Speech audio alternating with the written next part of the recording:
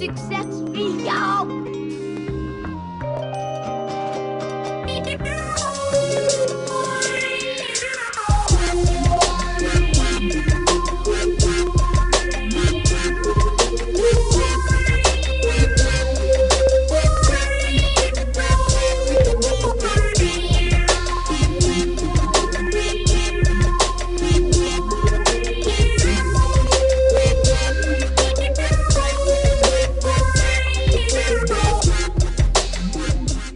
This is Stop Being Ignorant with Your Money.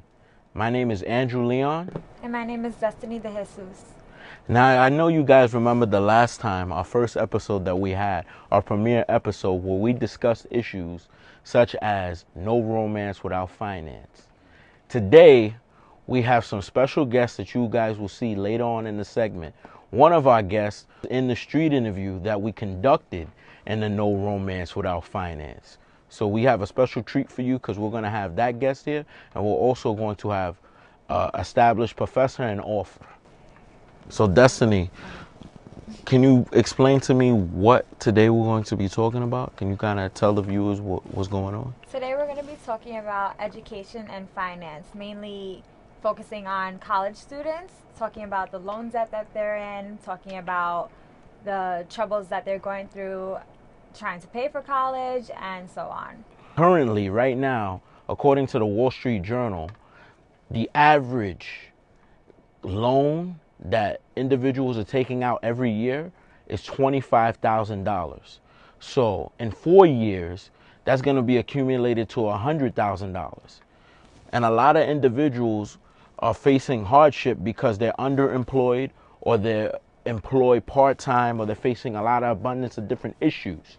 So they're trying to figure out what they're going to do because they may be 80 and not be able to pay their loan back. They might have to use some of their Social Security money to pay their loan back. So I know that could be an issue. $25,000 is the minimum for the loan because I know people who have taken out more than that. I myself have over $80,000 in loans. And that's because I chose to go to private school. If I had went to a community college, then majority of my friends who go to community college, they get money back from their loans. Of course. So I really think it depends on the person. I think we're in an economy right now where you have to think in a different mindset. You can't just think of the conventional way of thinking, oh, I'm going to go to school so I can get an education. It is important for you to get an education, but you need to understand what your education means to you and what you can gain from your education and how it can help you in life, not just in that set career you think, because that's why we have one of our guests here today that's going to go in depth about that. They actually wrote a book about that, talking about that specific issue. So, it's kind of ironic that we're here at this moment. So what we're going to do is we're going to go on a quick promo break, and when we come back, we're going to bring our financial panel.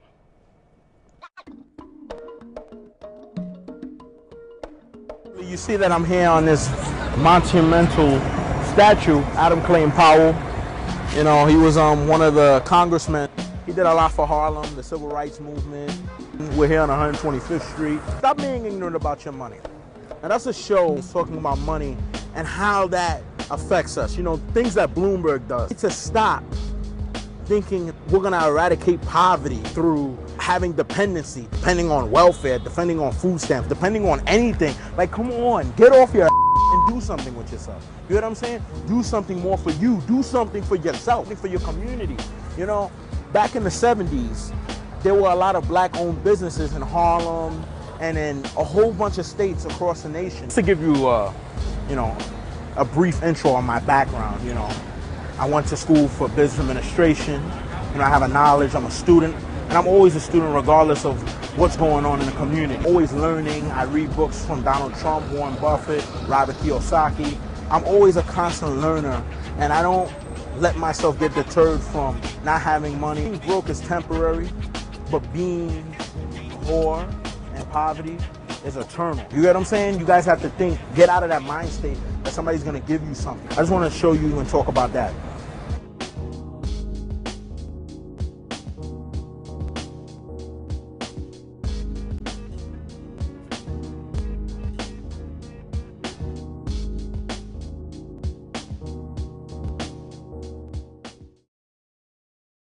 Back with our financial panel, and today we have some incredible guests. We have Tony Harris, who he's a real estate agent, a salesman. Which title do you find more accommodating? I just go with real estate agent. Okay, real Yeah. estate agent. And we also have our guest and my former professor, but he's still my professor, Dr. Iro Gerald. Thank you. It's great having you here today. Oh, thank you. It's good to be here. So basically, we're going to start with our financial panel. And in our financial panel, we're going to cover the issue of the day, which is, is it worth going to college? Is college worth it? Yes and no. I think that college is a business. In my opinion, I feel like college is a business. That's why I feel it's so expensive. I think you can make good money without a degree.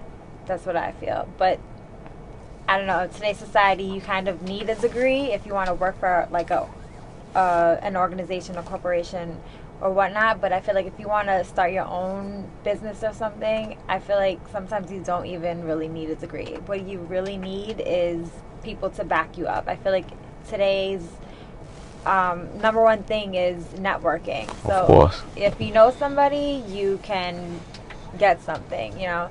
So I feel like if you're planning on working for like a TV station or something, then yeah, you need a degree. But if you want to maybe create your own, you know, write your own book or create your own TV station, then sometimes I feel like you just need to know somebody just to get in. So basically, I want to start with Tony. Yes. Tony, can you please talk to us about your personal opinion on getting an education and, you know, the college loan debt issue, because now it accumulated to $1 trillion, the amount of college loan debt in total with all college students in the United States of America. And they're saying it's about to surpass, or it has surpassed, the credit card debt. So that's interesting. So yes, it is an interesting dynamic. So is it important? You want me to focus on that first? yes. I would say it depends on the individual. I used to work with young people, and this is something that actually hits home for me. I have my own college degree. I did go to college, and I understand the importance of higher education. On the other hand, I do understand the economic end of the higher education, the fact that it is big business and will continue to be big business. You know, really, when it comes down to is whether or not you have a passion for something. Not every young person realizes what their passion is at that point in their life. Some of us do, and some of us recognize that from a very young age, and so that we have the support that fosters that, so we kind of really don't factor that into our long-term plan. I will say this, even in that scenario, it's good to have things to fall back on. We got away from our core principles as a country. Okay, this country was founded on business, entrepreneurial principles. Okay, there was a point in time where if you were sick, the doctor made house calls. A doctor came to visit you. Hello, they came with the black bag. You needed something fixed, you saw the local the blacksmiths in town. You needed something to eat, you went saw the farmer, okay, or the butcher. So my point was, this country was established on these principles. Things changed when the industrial era came. Then people started to go to work for big businesses. But what happened was now, like you said, economics have changed, where there was an implosion in the market. So naturally, people on the bottom get hurt the most. Exactly. So now we have rising costs, and everything's going up but the paychecks. Which is why you now have people who went to school and got the good education, but now they have this looming debt, but don't have the funds to pay for it because of inflation and because of interest rates. So you guys see where I'm going with it? Exactly. So it really comes down to having a game plan. You must understand, first of all, what your strengths are. Who are you? What is your purpose? What are you here to do?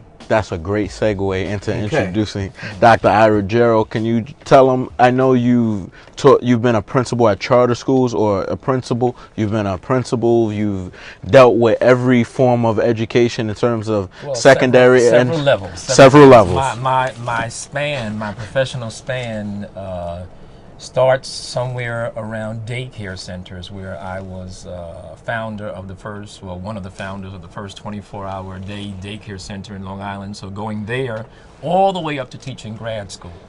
And being a person who returned to college late in life, I went back to college at 34. So that's when I went back to start again with my associate degree. So, and then finishing 5 degrees after that. Let me say this about college education. First of all, statistically speaking, the more formal education a person has, statistically speaking, the more employable the person is.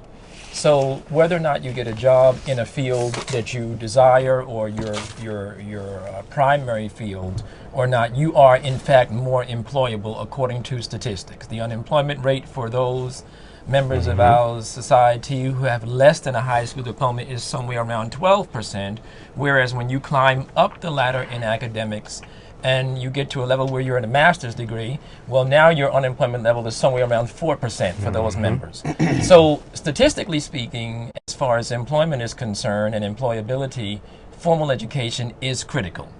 Now, let's talk about whether or not the student loans. I don't counsel students. Well, first of all, let me talk about what I do. I teach a course called the Fundamentals of Professional Advancement at LaGuardia Community College. I also teach the freshman seminar. So I advise students as an academic advisor as well as an internship advisor in the cooperative education department. So in doing that, I've done a lot of research on careers and career development. I don't want students, I don't want people I don't want listeners and viewers to get the wrong message. And the wrong message is that don't study, don't exert yourself. It's going to be magic. There is no magic. The magic is you. The magic is knowing what you want, and the magic is working it. The only shortcut to success is knowing what you want. The rest is hard work. So whether you're in formal education or whether you are in informal education, whether you're learning, if you're autodidactic or you're being trained by someone as a mentor, you're going to have to work, and you're going to have to study, and you're going to have the fundamental skills. So the college system in America is a bold system in that it attempts to open its doors to everyone. Will everyone finish college? Not sure. Is college for everyone? Not sure about that. Formal training, everyone needs to be trained formally. My philosophy is that in today's society, everyone needs to be certified, licensed. You need to be qualified. You need to have a document that says that you have the formal training. Yes, we do have people in our society who are enormously successful, who perhaps they did not finish college. But when you talk to these people, you will find that they have an awful lot of information. So where did they get the information? A lot of exertion, a lot of training that either they themselves undertook on their own or someone mentored them. It's not magic. So as an educator, as a parent, as an African-American male, I'm very much in favor of students going to school. Now, as I said, college is not for everyone at every time of life. Up next on Stop Being Ignorant with Your Money. Everyone needs to finish high school. Everyone needs to have the Regents diploma or whatever the certification, whatever the licensing diploma is for your state. Everyone needs to have the basics. Because you're stuck on a glue trap if you don't have the basics. You have to be able to read and write. That is coherent. Why wouldn't you do research in the form of your life? Because we're not taught to. That's part of the failure.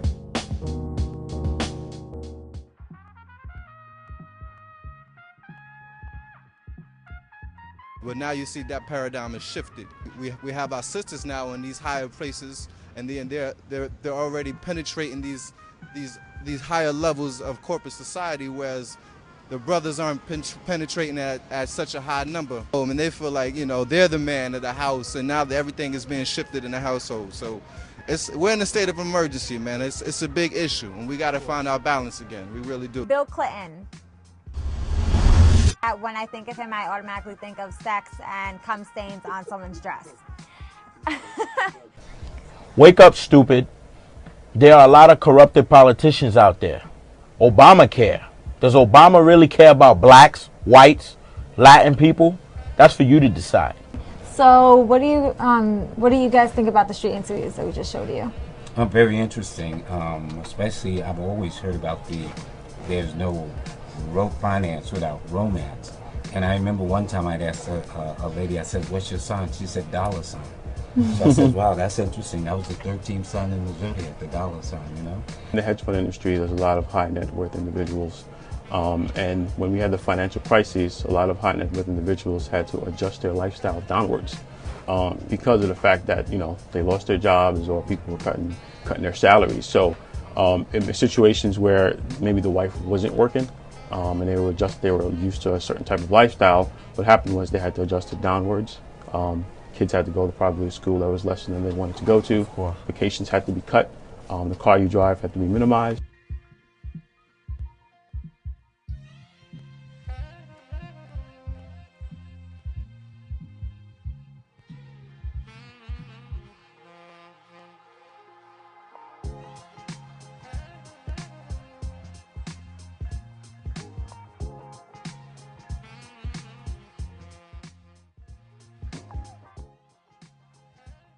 Living in a society where we constantly have to change. Education can't be one size fits all anymore. Yeah, look, and we it's have like to, this. It's like kind of war. do it for ourselves. We have to kind of Absolutely, you analyze gotta do it for how yourself. education means to us, like what Dr. Gerald was mentioning, what you were mentioning, to be a student and then do your research. Right. Don't be lazy and think that somebody's going to give anything to you or that you're going to just go and, all right, I'm going to just study business or I'm going to study criminal justice, but then you don't have any knowledge that there's going to be a decline or increase in that field. So then you come to the realization and you blame the college, you blame everybody but yourself for not doing that research. You should have to do research. If you do research for a paper that you're going to do in math or in English, if you're doing, research for any type of paper, so you can let the professor know that you have that knowledge, that you did your research so the paper makes sense, that it's coherent. Why wouldn't you do research in the form of your life? Because we're not taught to. That's part of the failure of that's a particular nuance that generally speaking, now I'm not saying everyone, but I'm saying that generally speaking, colleges are not genuinely addressing that issue. Students are accepted based on academic scores or passing a test. Students are clamoring to get into colleges, into universities, because they're looking for something. Unfortunately, in the college environment, there are some assumptions that are being made. In the college environment, we're assuming that students know what they want. The student is making an assumption that the college is going to tell them what direction to go in. Exactly. So what happens is when students take my course and when they come in contact with me, and I tell them, well, the first thing I want you to do is let's look at the projection of job availability for the profession that you say you want to participate in. And then they say, I never heard of that. No one ever asked me that. So to me, that's kind of a crime, because you've been in school for 2 years and no one ever told you to look at that particular question. And then I tell students, let's think about this. In today's world, you have more information accessible through your phone than I had in the library when I was growing up. The difference being that students now do not know what questions to ask. Exactly. That's Right? the issue. So I want to make sure that I leave that with you. And I also want to say that here's the power of this formal education, the college experience. As I was talking to Tony earlier, he's a real estate agent, but his other skills will have to come into play. He'll have to communicate to people. He'll have to write. He'll have to calculate. He'll have to think outside the box. He'll have to think within the box. So, excuse me. So what happens is that the multitudinal and the wide, the multifaceted experiences that we have on the college level give us other things that we don't really know that we're receiving. We're not conscious of it.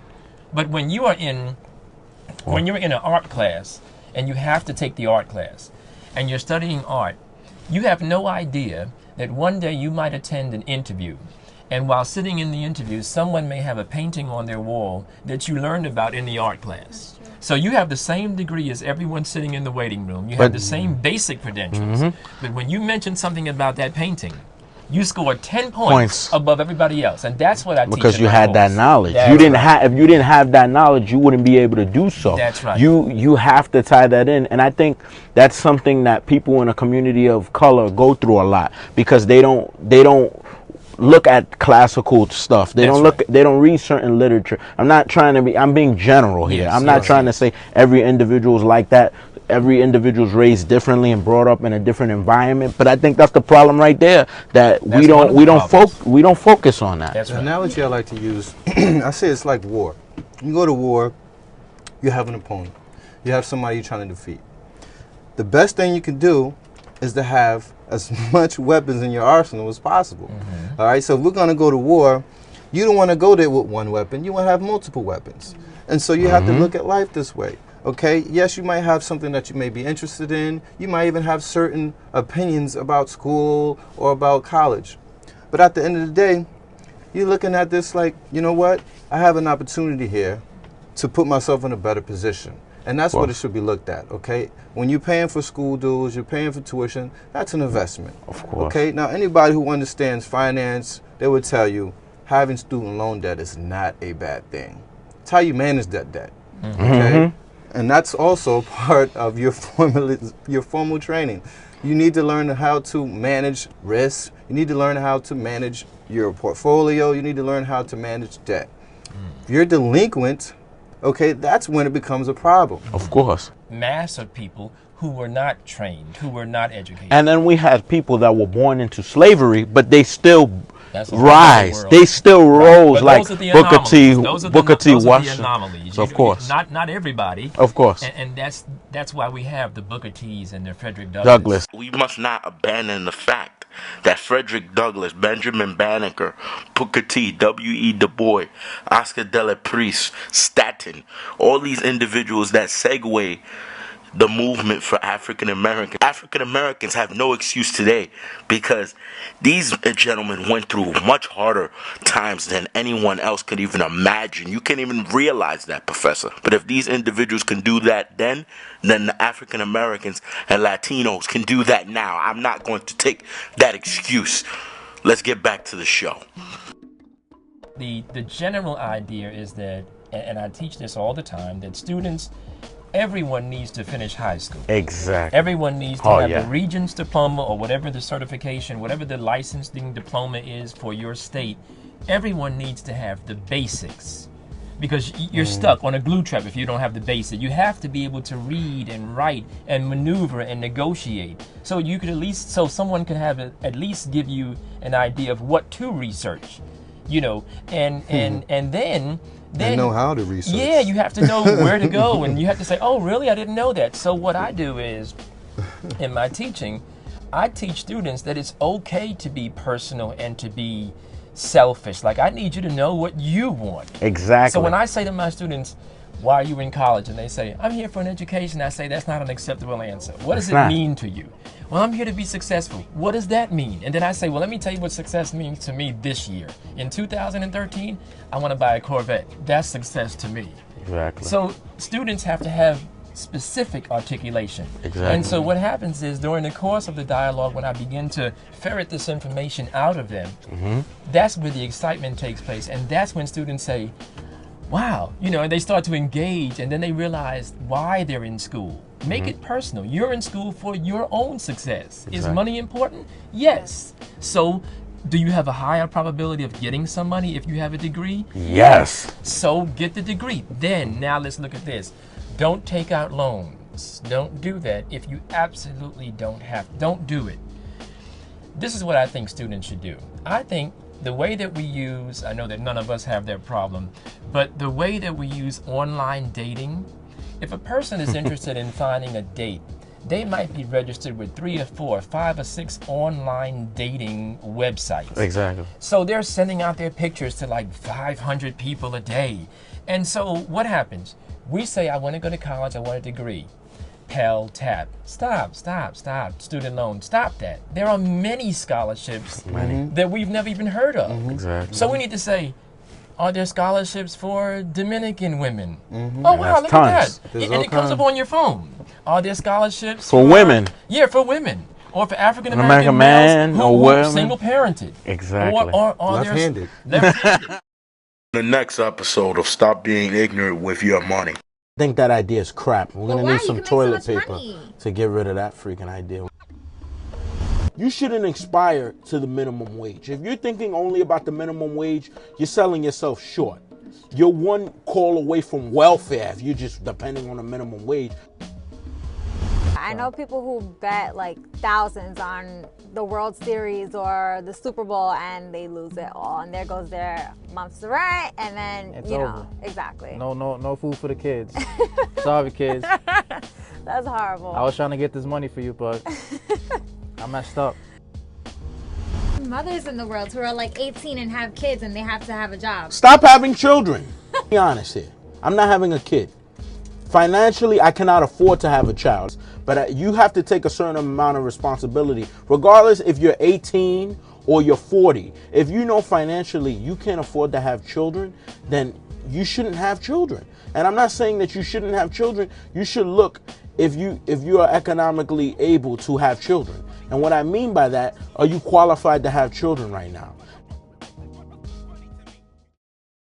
Wanted to tie it in. I don't want people to make the excuse that, oh, you know, I have to work a lot and things of that nature. I know people that are poor and they really, you know, care about their kids' education. Of course, you have to focus on paying the bills and covering the expenses because the child's your responsibility. But at the same time, since your child's your responsibility, then the responsibility of maintaining them and making sure that they get a good quality education. That's why I am in favor of choice in schools and school vouchers and people looking at different alternatives, charter schools, public schools, whatever, you know, private schools, looking at different alternatives so you don't just say one size fits all. If this is not the best school for me, then I'm not going to pick it because it's around the corner from where I live. You know what I mean? You can't base that, you know, on basically convenience. It has to be what is convenient for the child and how can they develop, because it all starts from early childhood education.